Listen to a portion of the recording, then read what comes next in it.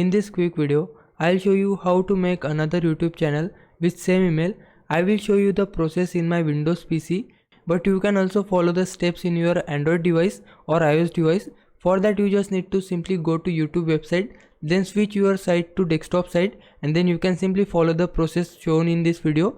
To make another YouTube channel, we simply need to click on our profile icon, then simply go to settings. Now we will be redirected to this website. Here we can simply add or manage our channels. We just need to simply click here. Once you done that, now you can see all of the channels associated with our Gmail account will be shown here. We can simply manage our channels from here, or we can simply create a new one by clicking on this create a channel. If we click here, then you can see we can simply add a channel name. I will simply type here Learn Light, then accept it, and now click on create.